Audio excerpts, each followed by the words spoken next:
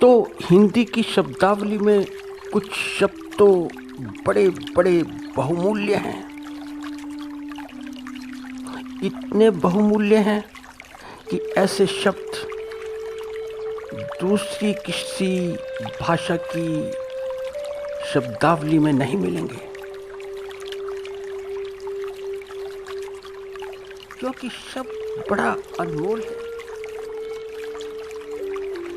मगर वह शब्द जैसे जैसे प्रचलित होता गया, जैसे जैसे प्रचलन में आता गया, तो उस शब्द का जो जीवन से संबंधित जो अर्थ था उतना ही छूटता छूटता चला गया,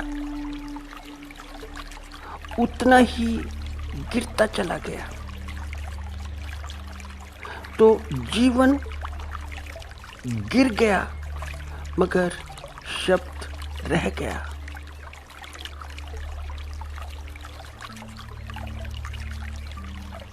और ऐसा शब्द मूलतः ऐसा होता है कि जैसे कि कोई स्वर्ण होता है।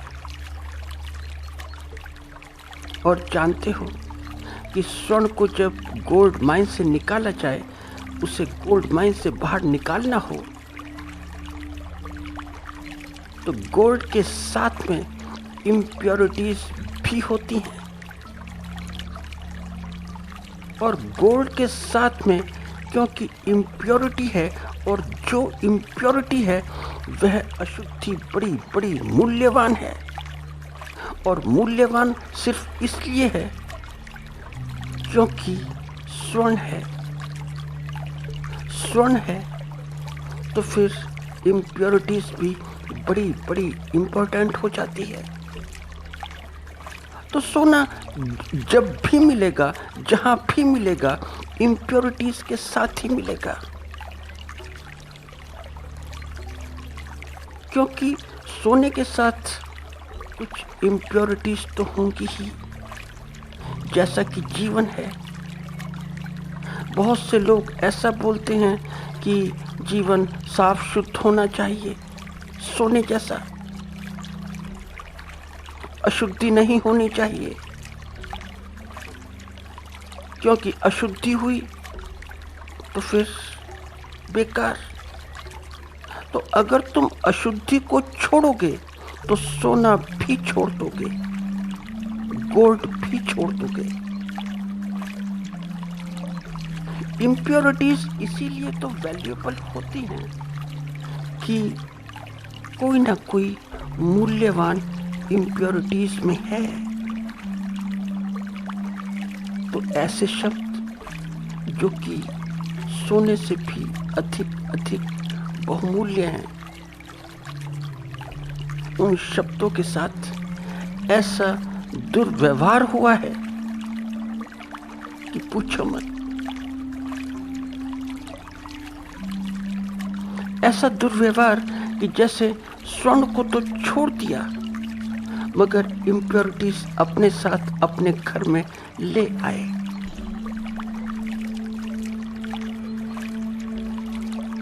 अब पूर्ण ले आए, पूर्ण को छोड़ दिया।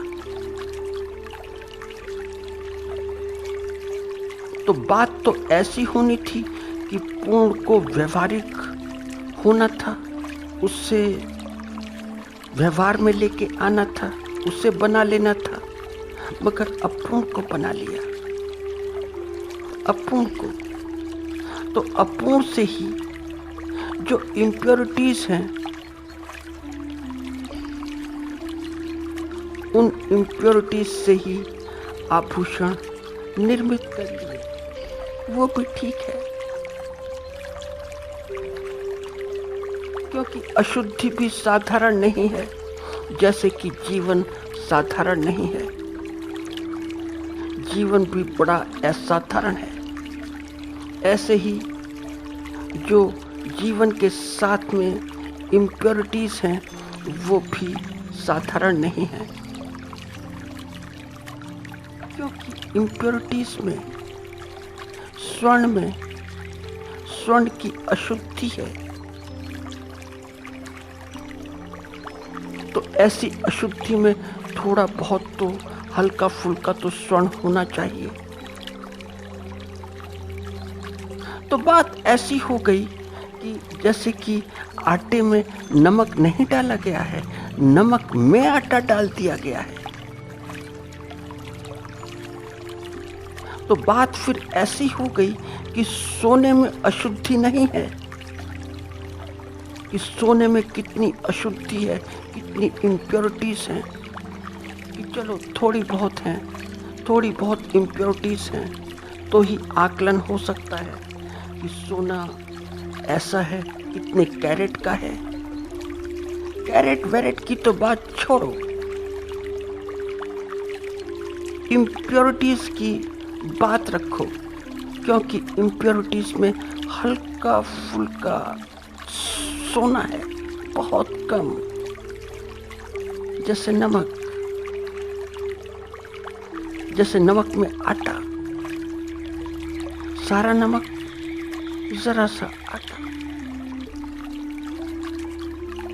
तो शब्द जितना बहुमूल्य है उतना फिर नहीं रह गया, जैसा कि पहले था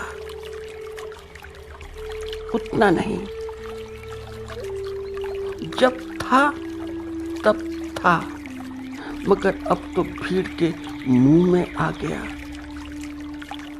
भीड़ के, और भीड़ के मुंह से तुम ऐसी बातें सुन सकते हो, रोजमर्रा में सुन सकते हो।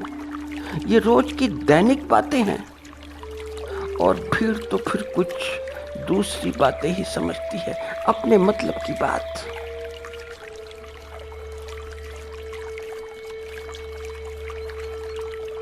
तो भीड़ का अपना बहुत अलग सिस्टम होता है, बड़ा सेपरेट सिस्टम, बहुत ही अलग तंत्र। और जो तंत्र होता है वहाँ पर बड़ी भीड़ होती है, जैसे कि जातियों में भीड़ होती है। तो सब ऐसे सिस्टम में शामिल होना चाहते हैं, सब ऐसे भीड़ तंत्र में शामिल होना चाहते हैं, सब ऐसी जातियों से जुड़ जाना चाहते हैं कि जहाँ पर भीड़ तंत्र हो। क्योंकि भीड़ का सारा अपना रेडीमेड सिस्टम होता है, सब कुछ रेडीमेड।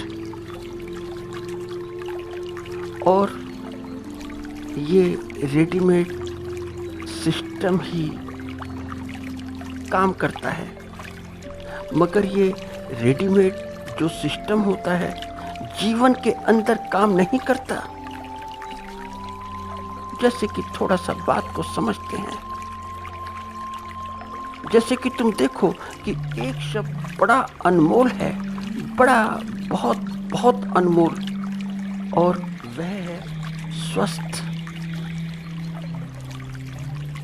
यह हिंदी की शब्दावली का शब्द है। स्व का अर्थ है कि जो स्वयं में स्थित है।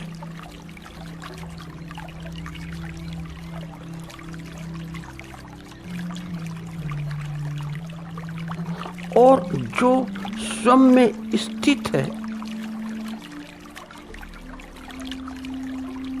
वही स्वस्थ है। फिर वह ऐसा स्वस्थ है कि उसका सब कुछ ठीक है, सब कुछ। ऐसा नहीं कि शरीर ही ठीक है, सिर्फ शरीर ही नहीं, मन भी, दोनों के दोनों, शरीर भी और मन भी। और जिसका शरीर और मन दोनों ठीक हो वही स्वस्थ है। और जो स्वस्थ है तो फिर जीवन में गीत संगीत है, तो फिर तो जीवन में एक छंद है, फिर तो जीवन एक नगमा है। क्योंकि शरीर और मन दो ही तो होते हैं, दो ही हैं, और दोनों ऐसे हो गए कि जैसे गीत और साज।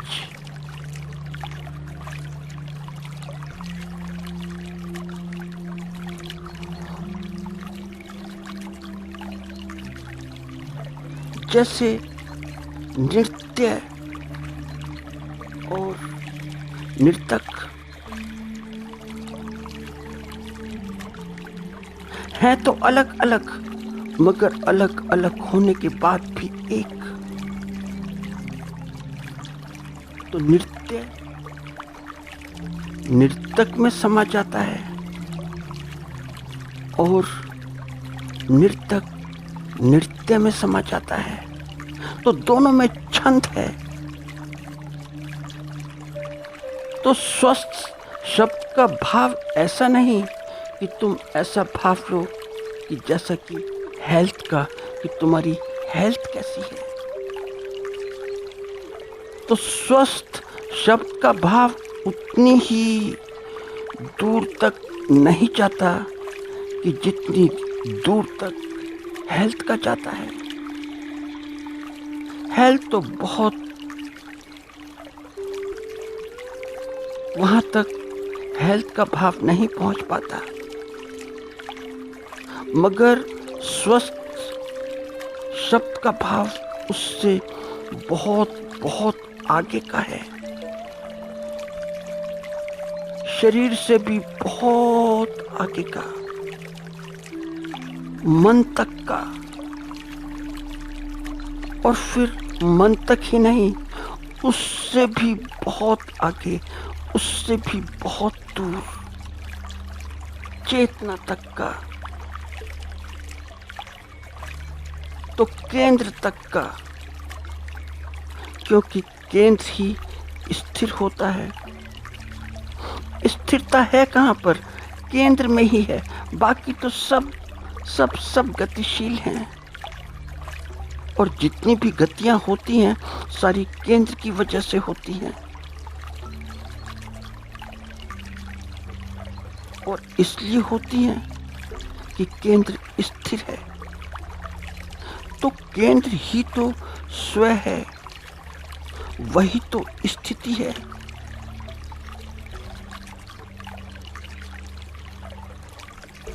तो वही तो स्वस्थ है।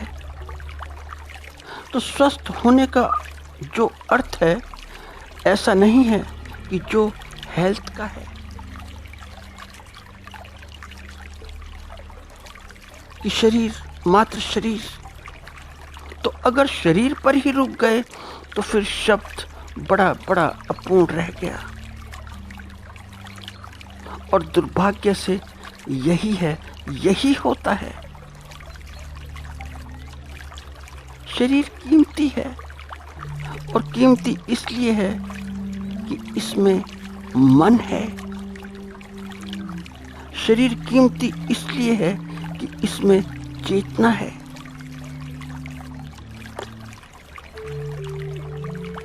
तो शरीर ठीक हो,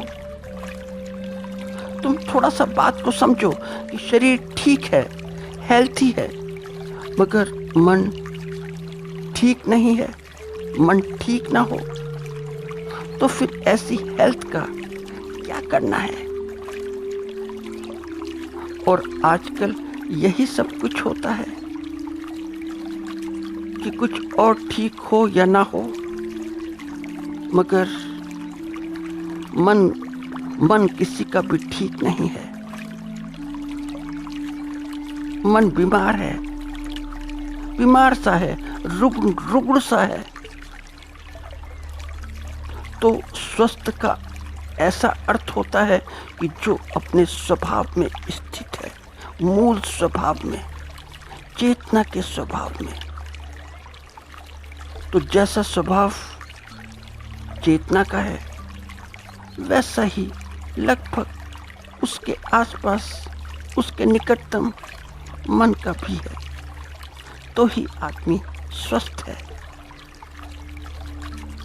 और अगर ऐसा नहीं है तो फिर आदमी स्वस्थ नहीं है, बड़ा रुग्ण है, वो चाहे बोले या ना बोले।